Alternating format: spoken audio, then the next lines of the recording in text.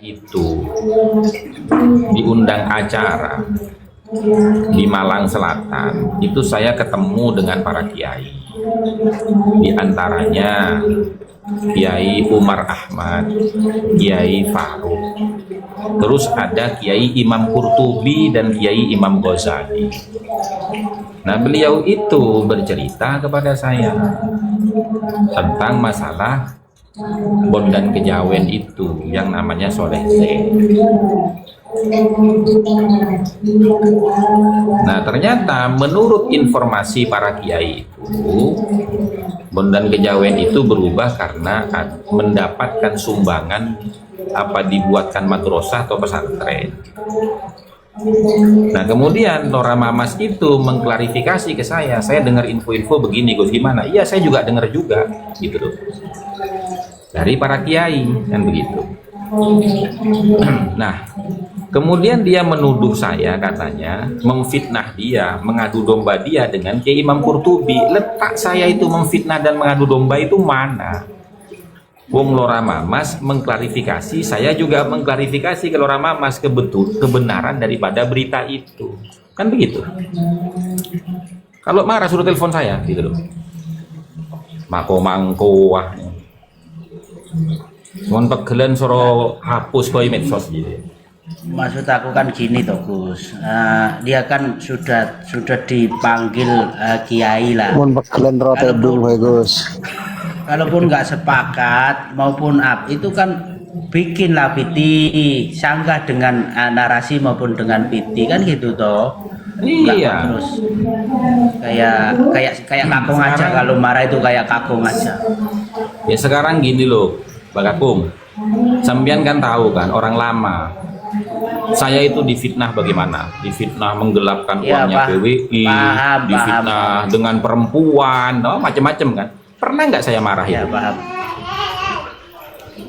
Karena apa? Karena saya sadar posisi ini media sosial. Ini media sosial. Semua berita yang ada itu perlu diklarifikasi. Ya kan?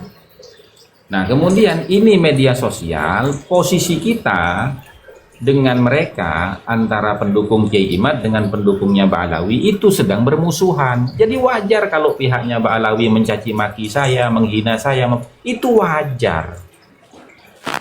Ya kalau baperan, jangan main medsos gitu loh.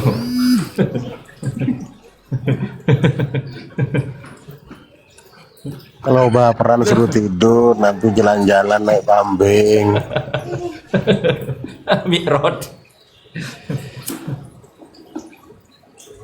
Oke, matur suwun. Lanjut Gus kula tak. Nggih. Jalan-jalan kul. Nggih. Golek kipin. Suwun Gus. Golek Assalamualaikum kipin. warahmatullahi Waalaikumsalam wabarakatuh. warahmatullahi wabarakatuh. Ya Bang Madras, zaman sekarang ini, dulu kan ada tim pembunuh Assalamualaikum hantu. warahmatullahi wabarakatuh. Waalaikumsalam warahmatullahi wabarakatuh. Selamat pagi Bang Ijanul Mustafa. Selamat pagi, apa pagi? Ya, salam sejahtera semuanya. Salam. Kan kalau zaman dulu itu kan ada tim pemburu hantu. Yang dicari itu hantu-hantu. Nah sekarang ini Mbak Kakung ini tim pemburu mukibin. Yang dicari mukibin. Aduh, orang-orang ini.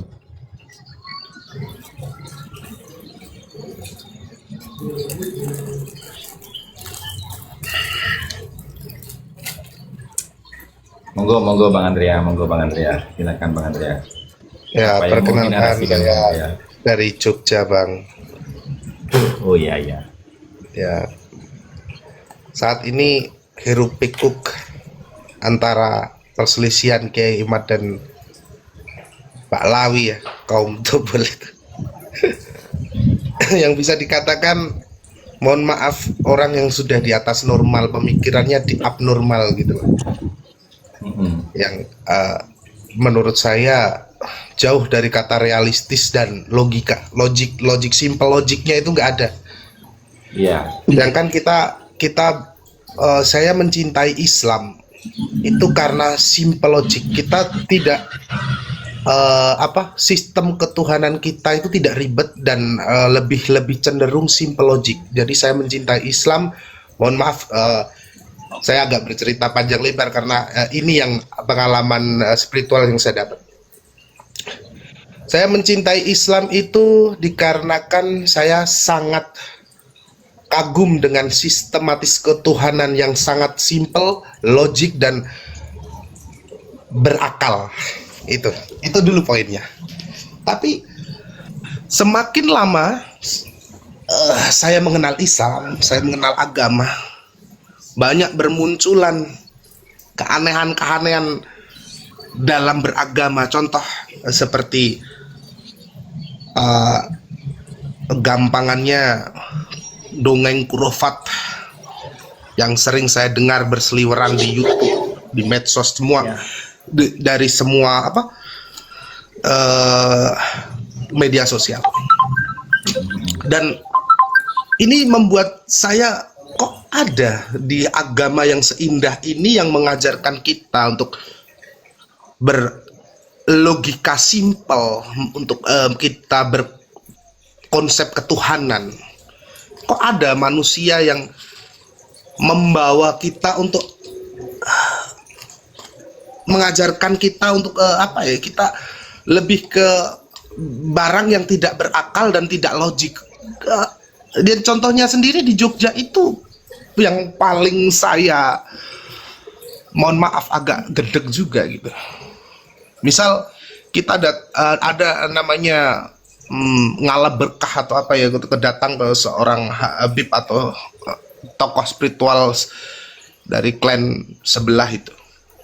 Kita pulang bawa air, bawa itu yang katanya bawa berkah atau apa. Itu menurut saya sangat tidak logik sekali. Dan yang paling membuat saya agak marah lagi itu lebih kayak merasa orang Jawa khususnya untuk kita dibodoh-bodohin semacam sejarah kita yang sangat berharga ini diacak-acak. Itu yang membuat saya sebenarnya sampai mau naik di komal-komal orang, entah di pendukung Ba'alawi atau pendukungnya Kiai Imad, I don't know. Yang penting saya bersuara aja lah, bersuara dalam artian mengeluarkan unek-unek saya di dalam diri saya gitu loh Bang. Jadi mohon maaf saya tidak ada indikasi untuk saya cuma mau menyampaikan Islam ini agama yang simple logic, berakal, logikanya jelas. Jangan dicampur aduk dengan dongeng-dongeng yang menurut saya menyesatkan dan mengacak-acak keindahan Islam itu sendiri gitu loh. Betul. Ya mungkin itu aja sih Bang Tijanul dan semuanya yang ada di sini ya. Saya cuma menyampaikan sangat disayangkan. Saya mencintai Islam. Mohon maaf karena saya bukan orang yang beragama Islam dari kecil. Ya. Gitu. Jadi Allah Subhanahu wa taala itu kan berfirman begini, yuridullahu bikumul yusra wa la yuridu bikumul usra. Allah itu menghendaki kalian itu mendapatkan kemudahan. Allah tidak suka kalian itu mendapatkan kesulitan. Makanya Islam itu agama yang simple, logik gitu. Nggak ribet. Iya, betul. Jadi urusan surga dan neraka itu urusan kita dengan Tuhan. Tidak ada yang doktrin yang misal saya kenal Habib A terus saya bisa masuk surga dengan, I think this not logic menurut saya. Karena surga dan neraka itu tergantung dosa apa yang kita perbuat dan pertanggungjawaban atas diri kita dengan Tuhan Sang Pencipta. Enggak Bang. Itu real juga, fire-nya seperti itu. Jadi enggak juga tidak Bang ada Andrea. orang yang bisa membawa kita ke sana gitu loh Pak. Enggak Bang Andrea. Jadi surga neraka itu bukan berdasarkan amaliyah perilaku kita di dunia, bukan Bang Andrea. Kalau berdasarkan hadis Nabi yang sahih dalam kitab syarah Arba'in Nawawi, di situ ada hadis Nabi begini, la yadkhulal jannata ahadun bi'amali. Orang itu tidak bisa masuk surga itu hanya mengandalkan amal ibadahnya, illa birahmatin minallah, kecuali berdasarkan rahmatnya Allah.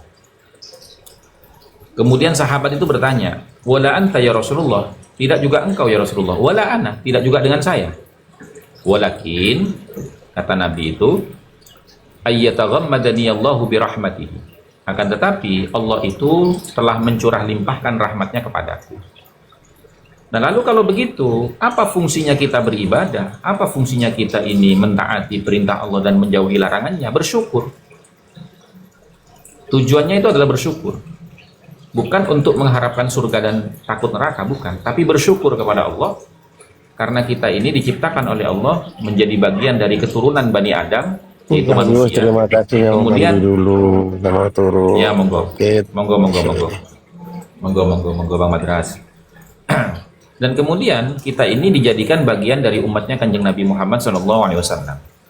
Nah, rasa syukur itu kita ekspresikan dalam bentuk ketaatan kita kepada Allah dan Rasulnya, serta menjauhi larangan dan apa yang tidak disukai oleh Rasulullah. Begitu Bang Andrea. Jadi bukan karena kita dekat sama dekat. Betul. Ah, itu loh.